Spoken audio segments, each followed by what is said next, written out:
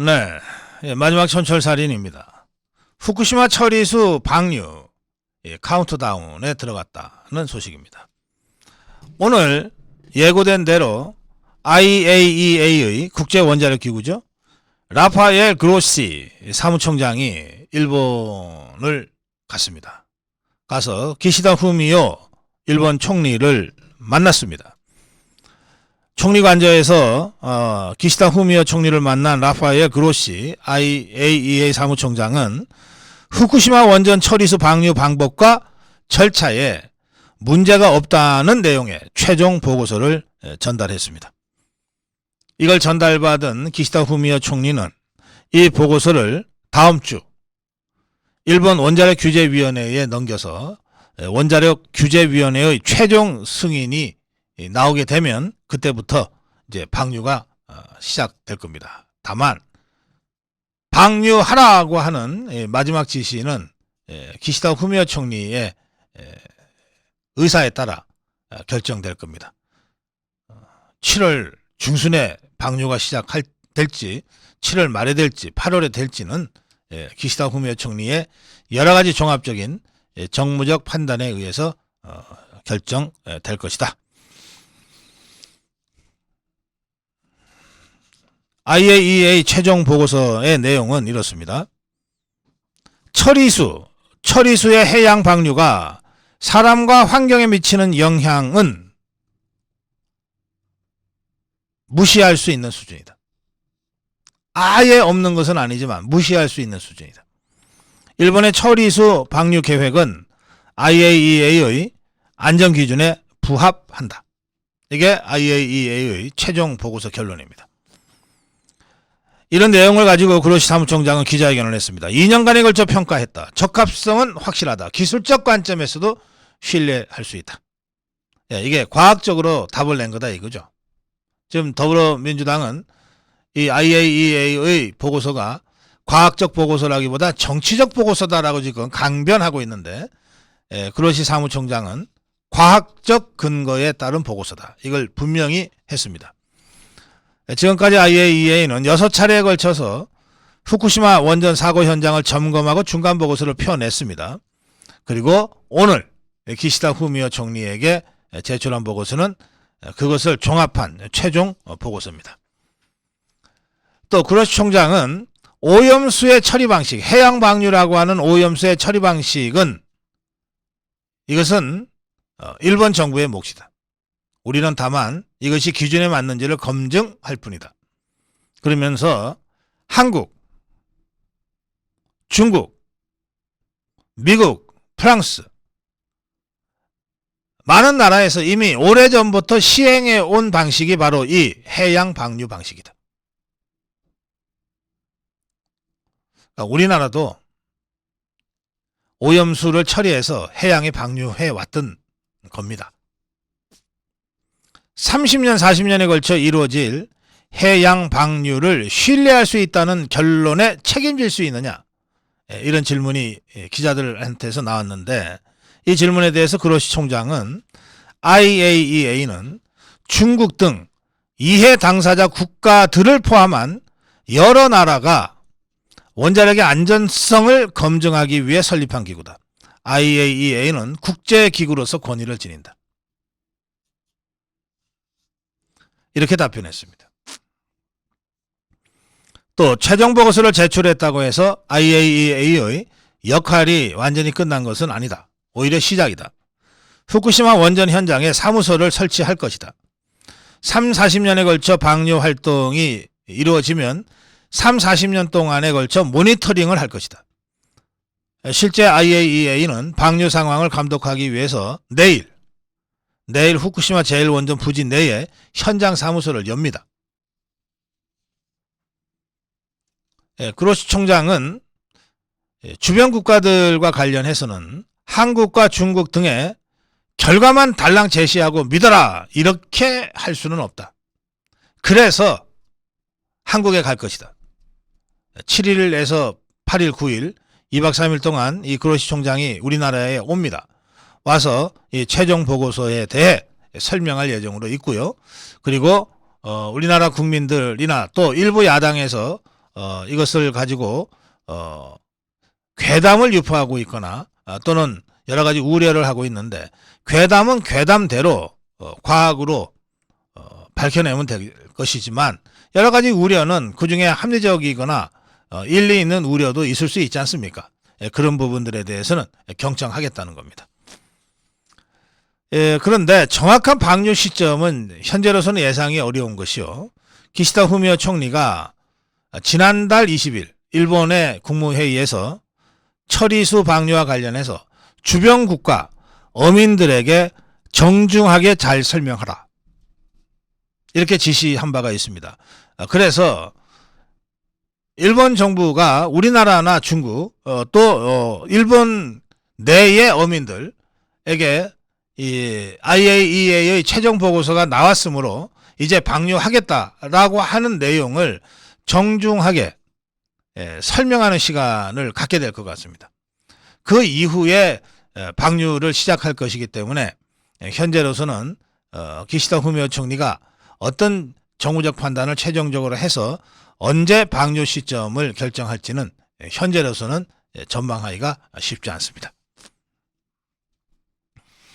오늘 IAEA의 최종 보고서 내용이 발표되고 또 기자회견이 있자 국민의힘은 IAEA의 종합보고서, 국제사회의 중추국가로서 그 IAEA의 종합결 보고서 내용을 겸허히 받아들인다, 이런 입장을 발표했습니다. 강민국 수석 대변인은 11개 국가의 원자력 분야 최고 전문가로 구성된 IAEA TF가 거의 2년 동안 작업한 결과다. 냉철한 분석을 바탕으로 추후 있을 일본의 오염수 방류에 차분하게 대응해야 할 것이다. 이제 일본 후쿠시마 오염수 문제는 새로운 국면을 맞이했다. 또 더불어민주당을 향해서 강민국 대변인은 이렇게 말했습니다. 아무런 과학적 근거도 없이 정쟁을 위해 선전선동한다 한들 귀 기울일 사람은 없을 것이다. 오히려 국제적 망신만 초래할 뿐이다. 그동안 내내 거짓 선동을 일삼다 종국에 이르러서는 IAEA의 검증조차 못 믿겠다면서 유엔으로 달려가겠다는 황당한 발상을 더불어민주당이 내놓았다. 유엔 산하독립기구를 못 믿겠으니까 유엔 총회에 회부하겠다. 이런 가당치도 않은 어불성설이 어디 있는가. 국제기구의 검증 결과가 나온 만큼 민주당은 이제 괴담 정치를 중단하고 오직 국민 안전을 위한 후속 대책에 머리를 맞대라, 이렇게 논평을 했습니다. 강민국 대변인의 논평이 있었습니다만 더불어민주당은 완전히 호떡집 불난 것 같은 상황입니다. 당내 관련 활동, 후쿠시마 오염 처리수 방류를 저지하겠다고 하는 각종 당내 활동을 총괄하는 종합대책기구를 설치하겠다고 나섰습니다. 또 더불어민주당은 후쿠시마 원전 오염수 해양 방출 문제의 유엔 총회 안건 채택을 위한 외교적 노력 촉구 결의안을 국회에 제출했습니다. 이게 유엔 총회 가져간다고 해서 뭐가 뒤집히겠습니까? 유엔에 소속된 기구고 세계에서 가장 권위 있는 원자력 관련 기구인 IAEA의 최종 보고서가 나왔는데 그걸 유엔 총회에서 뒤집을 유엔 회원국이 어디 있어요? 그리고 이거를 유엔 총회에 가져가겠다는 발상 자체가 얼마나 이게 유치합니까? 국제정치를 이렇게 모를 수가 있나 싶을 정도입니다. 하여튼 그러나 결의안을 국회에 제출을 해버렸어요. 그리고 태평양 도서국가 몇 나라가 여기에 공감하는지 모르겠는데 이 태평양 도서국가들한테 오염수 방류 문제에 대해 연대하자는 서한을 보냈어요. 국제망신이 끝없이 이어지고 있습니다. 그러거나 저러거나 간에 이제 집권당은 국정 운영에 무한 책임이 있지 않습니까? 그래서 국민의힘은 이런 유치하고 황당한 이 짓거리를 계속 벌이고 있는 더불어민주당도 어쨌든 후쿠시마 오염수 처리 문제와 관련해서 어떻게든 함께 가야 되겠다는 생각을 하고 있는 것 같고요. 그래서 제안한 것이 후쿠시마 원정 합동검증단을 파견하자는 겁니다. 이게 무슨 얘기냐 하면 아예 여야가 합동으로 또 정부와 같이 후쿠시마 인근 해역에 가서 바닷물 시료를 직접 채취해서 방사능 수치를 아예 측정을 우리가 하자. 그래서 문제가 없으면 문제가 없다고 하고 거기서 문제가 발견하면 다시 문제를 제기하면 되지 않냐. 그러니 우리만 가서 하면 너희들이 또 못 믿겠다 안 믿겠다고 할 거니 아예 같이 하자. 이렇게 제안을 했습니다.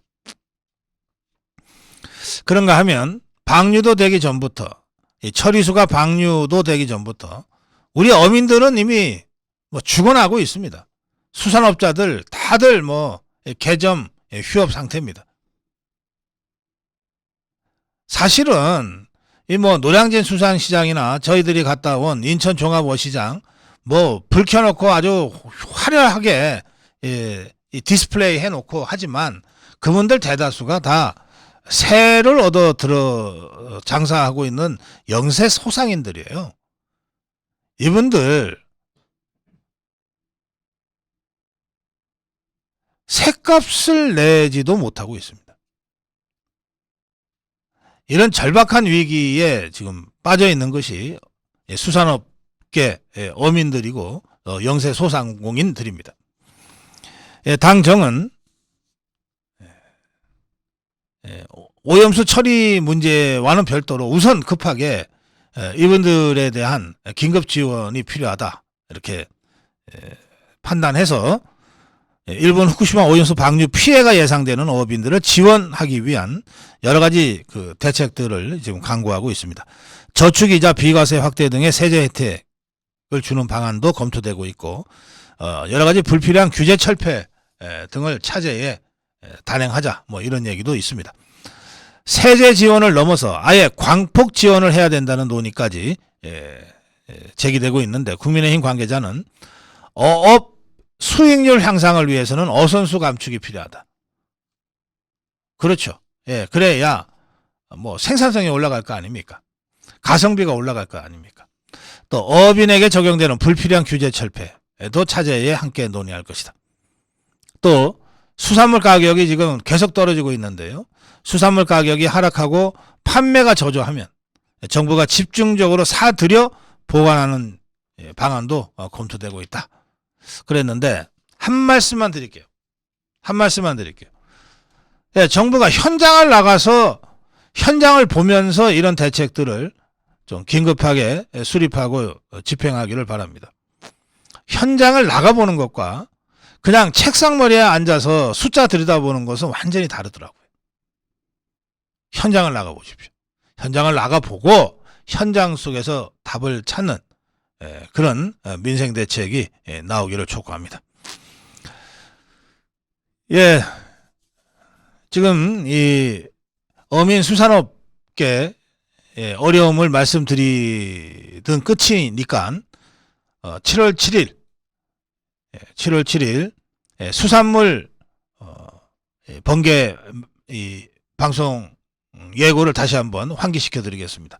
처음에는 이제 회 먹방, 회 번개로 저희들이 말씀을 드렸는데 생각해 보니까 그게 아니에요.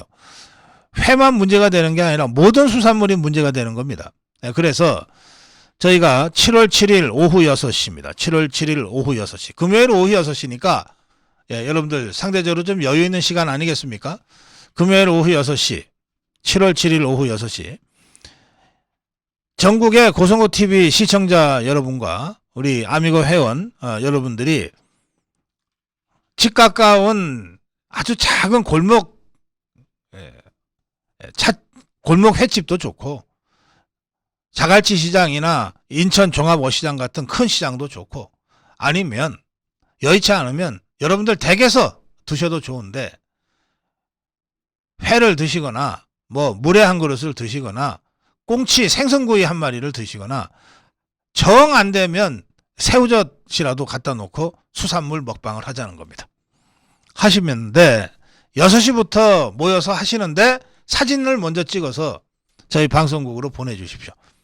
3010 우리 고성범 본부장한테 보내주시면 저희가 9시 방송을 할 때 여러분들이 6시부터 보내는 이 인증샷들을 편집을 해서 보내드리면서 생방송 9시부터 하는데 그날 시청자와 함께 시간을 최대한 이 수산물 먹방으로 좀 이렇게 이용을 하려고 그러니까 9시, 10시, 10시 반까지 이 수산물 먹방 하시는 팀들이 분명히 몇 팀은 있으실 것 같아요. 금요일 저녁이기도 해서. 그러면 현장 연결 좀 해보겠습니다. 전화로 현장 연결해서 전 국민이 수산물 먹는 날 7월 7일 저녁 이렇게 저희 고성호 TV가 한번 해보려고 하니까 여러분들 많이 동참해 주시고 나 하겠다 이 댓글로만 올리지 마시고 우리 고성범 본부장 3010 폰으로 문자나 전화하셔서 여러분들 계획을 미리 말씀해 주시면 저희들이 방송 편성을 하는데 좀 도움이 될 것 같습니다. 7월 7일 저녁 6시 수산물 함께 합시다. 촌철 살인이었습니다.